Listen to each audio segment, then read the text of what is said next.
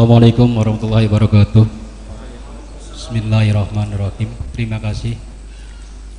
Nama saya yang biasa diamalkan oleh bapak-bapak di Wamima, Pak, dengan jumlah 129, ya Latif.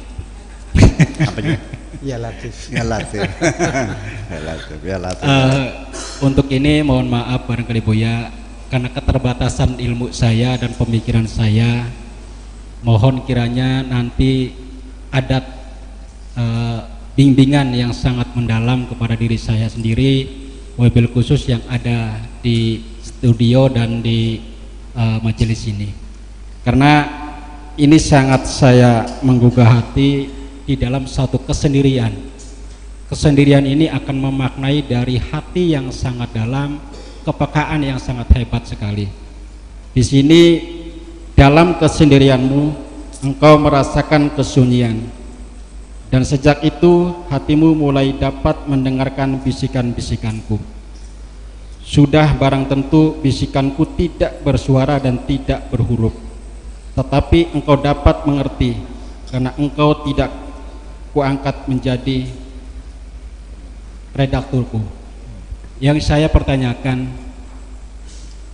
bagaimana supaya kita bisa mendengarkan bisikan-bisikannya, karena tentunya bisikan-bisikan itu adalah sangat halus sekali, dan jangan sampai nanti kita muncul suatu emosional bisikan keputusasaan atau bisikan nafsu kita.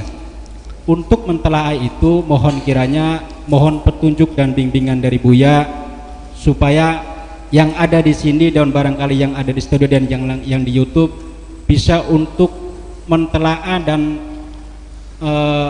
membuka secara panjang lebar, supaya kami ini bisa tahu seperti apa sih bisikan-bisikan itu, apakah memang nafsu kita atau memang bisikan dari yang kholik. Itu saja, mohon maaf sebesar-besarnya. Akhirul salam. Assalamualaikum warahmatullahi wabarakatuh.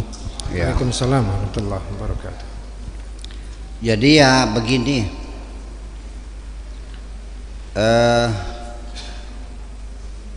sumber dari informasi, bisikan, sinyal berupa gelombang, semuanya gelombang kok. Itu sumbernya bermacam-macam, dan ini banyak orang tidak punya sensor, dikiranya dari ada gelombang dari transmitter A, dikiranya dari transmitter B, D, dan banyak sekali. Pertama itu hawa nafsu kita juga sering mengirimkan sinyal-sinyal itu, atau dari bisikan-bisikan setan, atau juga dari keinginan-keinginan masyarakat, ya, atau juga bisikan-bisikan dari malaikat, ya, termasuk dari Tuhan lah, yang hak, yang kebenaran. Ini seringkali yang bisiki setan dikiranya dari Tuhan.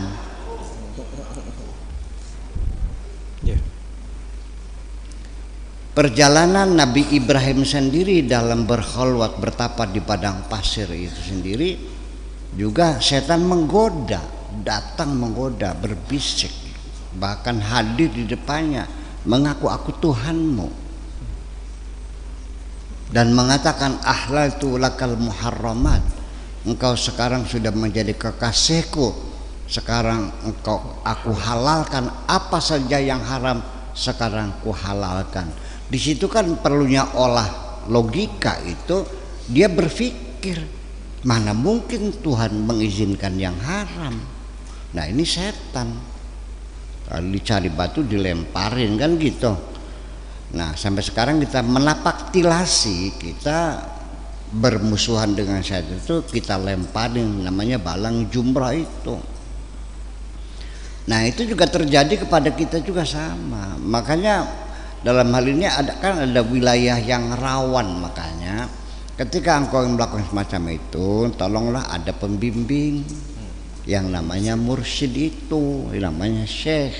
Sebab kamu belum punya detektor, Nah gitu, nonong sendiri aja, beli kitab di toko Atamimi dibaca sendiri, dia menulis sendiri, masuk hutan yang datang bergolak. Ya kan, ngaku Tuhan itu. Dan banyak ini bahkan bisa dibekali dengan kesaktian, ngaku jadi nabi, ngaku ketemu Jibril dan sebagainya, kan terjadi, dibuktikan dia ada kesaktiannya gitu. Nah itulah makanya sebaiknya gitu, saya tidak melarang, tapi sebaiknya kalau teks pesan orang-orang sufi mah begini, man ta'allama bi ghairi syaikhin fa syaikhuhu syaitan. Barang siapa belajar tanpa ada syekh mursyid, maka nanti syekhnya itu syaitan, akan datang menyaru gitu, menyelinap ke dalam itu. Kemudian lagi satu, kejujuran.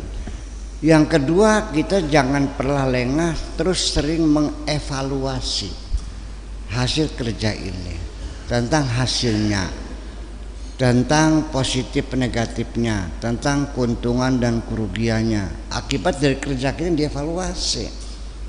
Kalau hasilnya itu negatif, merugikan, yang nggak mungkin dong Allah yang nyuruh dong. Barangkali itu salah satu, itu deteksinya masih pakai logika, tapi lumayan daripada tidak kan.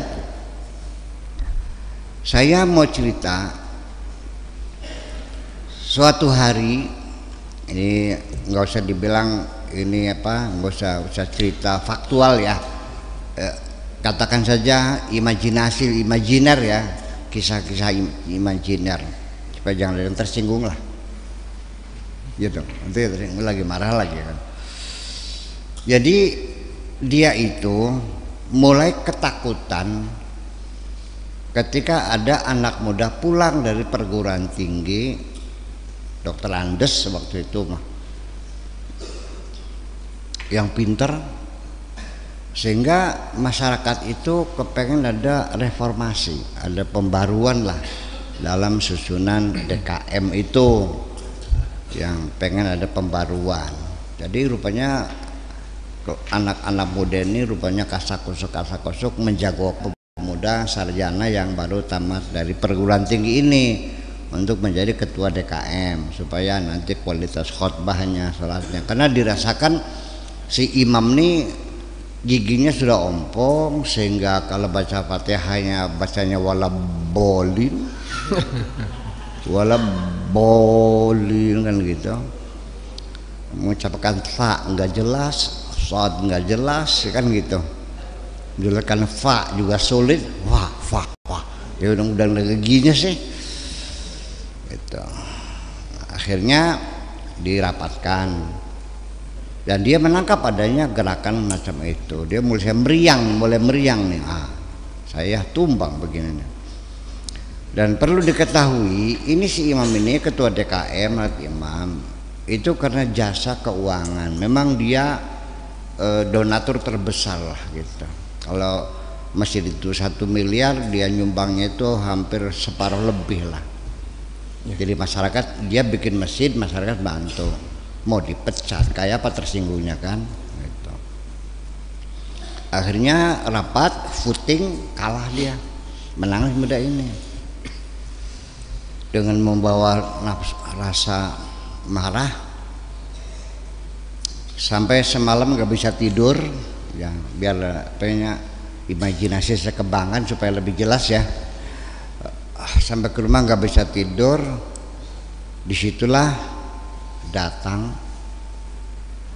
seseorang dalam pikirannya, masa kalah, masjid kan kamu yang itu, kan masjidnya kamu, masa mengalah anak muda, buktikan kehebatanmu gitu. Bagaimana caranya? Ya sudah, sekarang kamu bikin masjid lagi di seberang jalannya, tanah-tanah kamu situ. Terus gimana? Ya kamu bikinlah. Ilmu masih hebat kamu daripada anak muda itu. Uang banyak kamu kan gitu. Terus gitu. Ya, mau tidur lagi, totok lagi kepalanya, bangun lagi, dia terus. Jadi akhirnya ya udah, akhirnya dia bikin masjid lagi. Saya tadi malam dapat ilham, buah ilham, untuk membuat masjid yang lebih mewah lagi. Sawah saya luas, apalah artinya akan saya tinggalkan semua. Saya ingin bawa pulang. Kata saya tanya gitu bilangnya itu. Transfer akhirat semuanya. Ngapain kamu? Sebentar juga kamu mati ditinggal, anak cucu kamu belum tentu mendoakan kamu. Bikin masjid yang besar kalian. Akhirnya dibikin lagi lebih mewah. Saya telah jadi bikin Jumat lagi, berseberangan jalannya itu. Mikrofonnya saling dihadapkan, setiap khotbah Jumat saling ejek-ejekan. Malah untuk mencari jamaah itu cegat-cegatan. Di perapatan sana siapkan gula batu sama teh. Yang seberapa perapatan sana dicegat lagi masyarakatnya dengan kaos. Sholatnya sini saja. Nah, di situ diperlukan kecerdasan kita, pakai logika saja dulu, sehingga masyarakat terbelah menjadi dua, saling bermusuhan. Coba pakai kecerdasan, logika saja dulu, nggak usah pakai spiritual, pakai logika yang sehat saja. Mungkinkah Allah menyuruhmu memecah belah umat? Iya kan. Ini satu pelajaran penting bagi kita, sadarlah bahwa perpecahan antar kita tidak disuruh oleh Allah, yang nyuruh setan semuanya itu. Mana mungkin akhirnya bermusuhan satu dengan yang lain, ejek-ejekan. Nah, ketika setan itu bisa memecah belah umat, dia berarti mencapai target. Kalau iblis menggoda seseorang maksiat, melacur, ngadu ayam atau mabok, itunya personal, orang per orang. Tapi ini masyarakat yang dibikin pecah belah semuanya. Nah, itulah makanya kita mesti cerdas. Jadi jangan gerasa gerusu dulu. Kalau ada bisikan-bisikan semacam itu, coba kita pakai, ada standar operasional SOP-nya itu, coba diteliti bagaimana petunjuk Allah di dalam Al-Qur'annya, kan begitu? Lah iya, kan jelas, wa'tasimu bihablillahi jami'a wa la tafarraqu. Bersatu padulah, jangan berpecah belah. Jadi selama ini umat Islam yang berpecah belah, sebenarnya kamu nurut siapa ini? Kita terima kasih.